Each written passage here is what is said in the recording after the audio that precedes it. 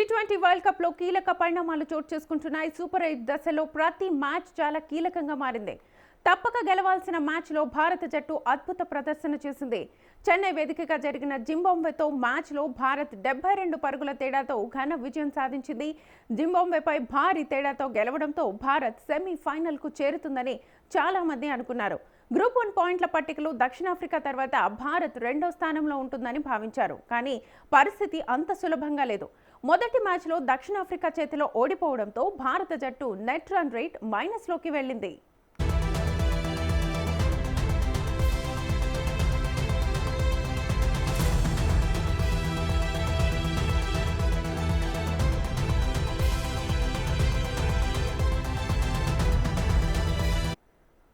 జింబాబ్వేపై 72 పరుగుల తేడాతో గెలిచినా కూడా భారత్ నెట్ రన్ రేట్ ఇంకా నెగటివ్లోనే ఉంది.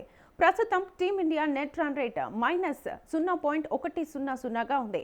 ఇదే ఇప్పుడు జట్టుకు టెన్షన్గా మారింది. మరోవైపు వెస్టిండీస్ నెట్ రన్ రేట్ 1.791గా ఉంది. అందువల్ల పాయింట్లు సమానంగా ఉన్నప్పటికీ వెస్టిండీస్ రెండో స్థానంలో నిలిచింది. ఇండియా వెస్టిండీస్ జట్ల ఖాతాలో ప్రస్తుతం 2 పాయింట్ల చొప్పున ఉన్నాయి.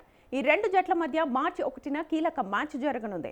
ఆ మ్యాచ్లో ఎవరు గెలిస్తే వారు 4 పాయింట్లు సాధించి నేరుగా సెమీఫైనల్స్కు వెళ్తారు. అప్పుడు నెట్ రన్ రేట్ గురించి పెద్దగా ఆందోళన అవసరం ఉండదు. అందుకే ఈ మ్యాచ్కు అత్యంత ప్రాధాన్యత ఏర్పడింది.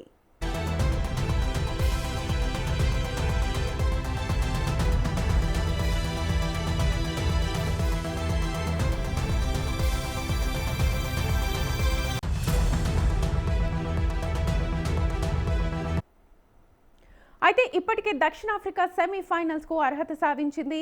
గురువారం జరిగిన మ్యాచ్లో వెస్టిండీస్పై దక్షిణాఫ్రికా అద్భుత విజయం సాధించింది. అహ్మదాబాద్లోని నరేంద్ర మోదీ స్టేడియంలో జరిగిన ఈ మ్యాచ్లో దక్షిణాఫ్రికా 9 వికెట్ల తేడాతో వెస్టిండీస్ను ఓడించింది. ఈ విజయం ద్వారా దక్షిణాఫ్రికా సెమీస్లో స్థానం ఖరారు చేసుకుంది. మరోవైపు భారత్ జింబాబ్వే జట్ల మధ్య మరో మ్యాచ్ జరిగింది.